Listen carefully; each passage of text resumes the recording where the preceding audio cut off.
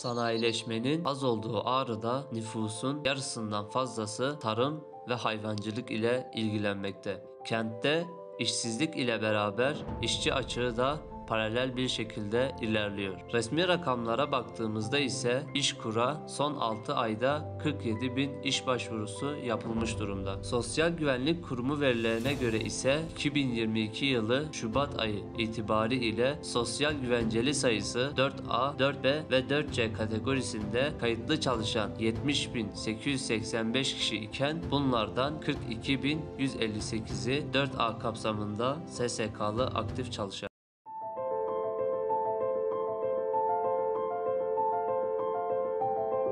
Yaklaşık 600 bin nüfusa sahip olan Ağrı'da her 5 iş yerinden birinde eleman aranıyor yazısı mevcut. Biz de Ağrılı vatandaşlara sorduk. Ağrı'da işsizlik sorunu mu var, işçi açığı sorunu mu var?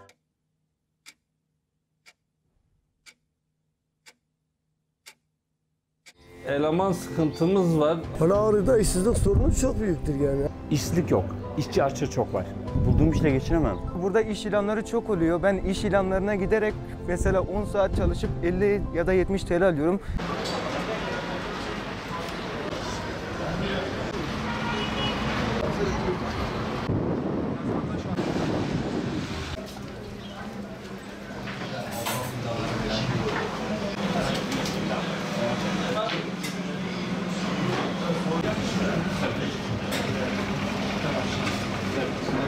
İşsizlik yok, işçi açığı çok var.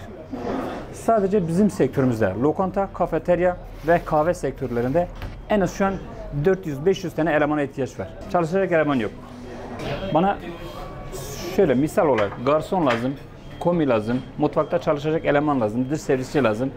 Tek bana değil, bütün lokanta sektörüne lazım. Adam geliyor diyor, ben istediğim saate geleceğim, istediğim saate gideceğim. Kimse bana bir şey demeyecek, istediğim maaş olacak. Tamam mı? Ondan sonra geldiği zaman da doğru düzgün tabii hafta sonu izin istiyor. Ondan sonra 8 saate fazla çalışmayacağım diyor. Benim bir sürü ekstra taleplerde bulunuyor. Bunları da bu memlekete karşılamamız mümkün değil. Yani bunları karşılasam dahi adam yine gelip de çalışmıyor. Ben de çalışacak olan arkadaş geldiği zaman sabah saat 8'de gelecek. İşte o arkadaşa söylüyor. Senin işin mesela saat 8'de geldiği zaman masalara iyi bakacaksın, müşteriye iyi davranacaksın, müşteriye iyi hizmet yapacaksın, titiz olacaksın, temiz olacaksın, müşteriye karşı saygıda kusur etmeyeceksin. Sabah 8'de geldim, akşam da 8'de işin bittiği zaman çıkıp evine gideceksin. Yani bizdeki talep bu. Eleman ihtiyacımız var, evet maalesef. En az 2 kişi.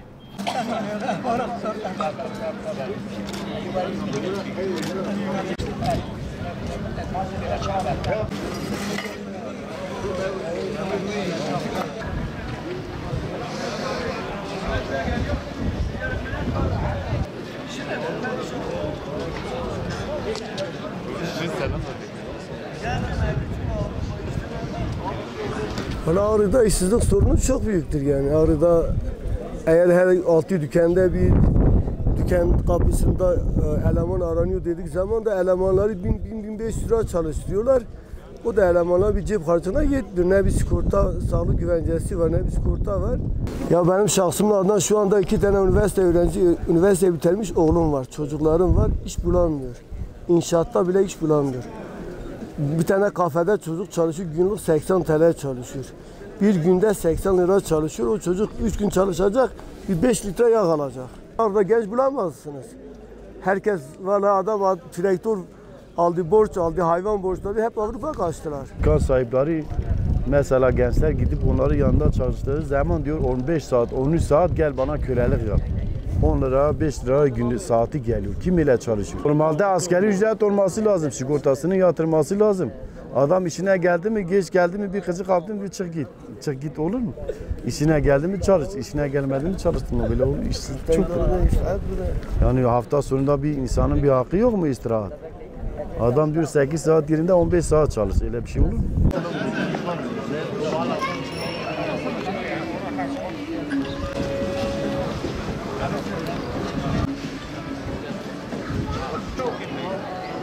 Ya vallahi abi. Abi hiç umut yok. Hiç umudumuz yok. Abi yurt dışı mesela. Gelecekte bir umudum hiçbir şey yok. Babam burada iş bulamadı, gitti yurt dışına. Şimdi eleman arıyoruz. Eleman sıkıntımız var. 6 aydır 7 aydır biz bir eleman sıkıntısı yaşıyoruz. Bulamıyoruz. Eleman da yetişmiyor. Son bir yılda yurt dışına göç eden çok arkadaşlarımız oldu. Elemanlarımız oldu. Bence işsizlikten ziyade orada genç eksikliği var. Hani her tarafta arkadaşlarımıza soruyoruz. Sanayiye gittiğimizde eleman bulamıyorum diyor. Terziye gidiyorum, aynısını söylüyor. Lokantalara bakıyoruz, aynısını söylüyor. Bütün meslek gruplarında karşımızda sobacılar var, aynısını söylüyor. Marangozlar yine aynı. Personel eksik. İş var ama çalışacak kimse bulunmuyor şu an. Yani bir de millet birazcık bence rahat olarak çalışıyor ve yurt dışının verdiği rahatlık var. Adam okutmuyor, okuldan da aldırıyor. Hatta okuyup memur olan bile var, yurt dışına kaçıyor. Bu da malum hepimizin işine yansıyor yani. Şimdi meslek grupları harici mesela konfeksiyon, ne bileyim lokantada kombiler, bunlar vasıfsız personel diye alınıyor. Bunların da şartları bence ağır şartlarına göre çok iyi. Adam yol sıkıntısı yok, yeme sıkıntısı olmuyor çünkü zaman sıkıntısı da değil. Günün belli vakitlerinde yoğunlaşıyor ağırın esnafı, belli vakitlerinde bitiyor zaten. Şimdi hal böyle olunca bence çalışma şartları çok da ağır değil.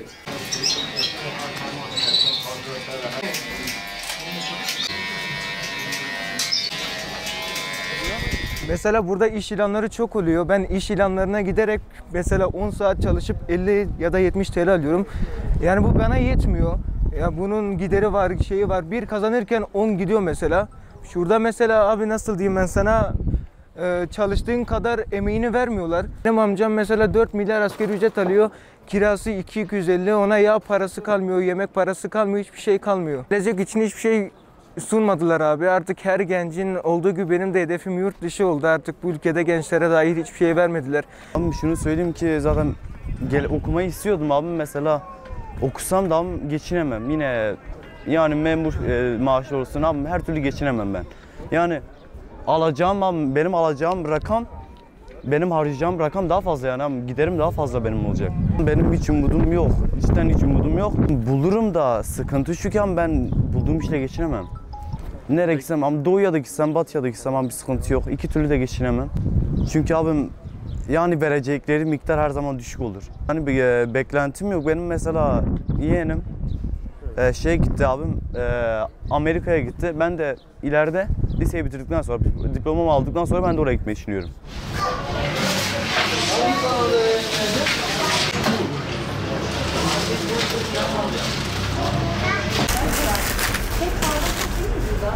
$10.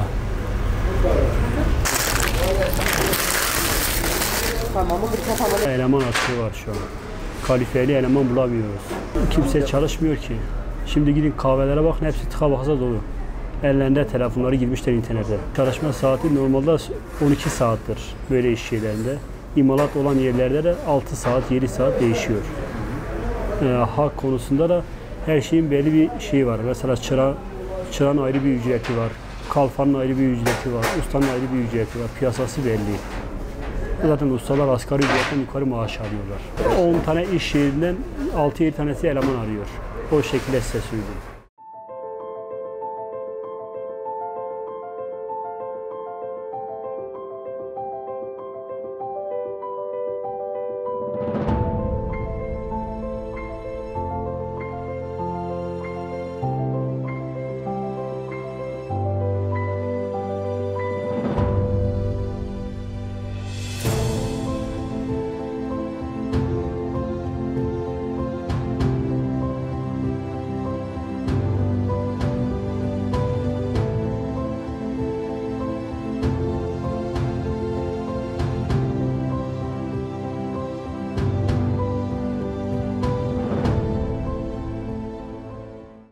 Ben daha önce Batı'da da çalışan biri olarak, yani oradaki çalışma sistemiyle buradakiler çok farklı. Şimdi buradaki gençler burada ne istiyor ya da oradaki gençler orada ne istiyor? Bu ikisi birbirinden tamamen farklı. Tabii iş vardır. Yani Aslında buradaki tekstil kentin açılması da buradaki birçok genç arkadaşımıza iş sağlamış oldu. Aynı zamanda da bir çalışma sistemi oluşturmuş oldu. Tabii oradaki yani ben daha önce orada çalışmadım ama yani orada çalışan arkadaşlarımızdan biliyoruz. Özel sektöre aslında bir ilgi kalmadı gençler açısından. Yani çünkü o tür firmalar özel sektörü bir nevi bitirmek aşamasına geldi. Çalışma şartlarından sen memnun musun peki? Ama Ağrı şartlarına göre normal. Yani burası böyle. 12 saat çalışma durumumuz var. Yani aldığımız ücret de buradaki şartlara bağlı belirleniyor. İş arama konusunda aslında gençlerimiz iş arıyor da hani şartlar biraz zor Ağrı'da. Hem çalışma saatleri uzun. Hem de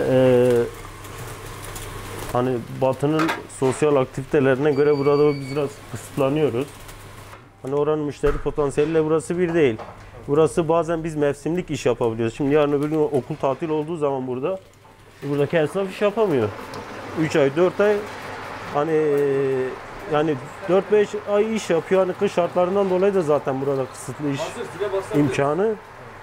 Ya adam 3-4 ay iş yapacak zaten ya sezonunda da hani okul tatiliydi, şuydu buydu derken esnaf da sıkıntı yaşıyor tabii ki. İş beğenmemezlik de var arada.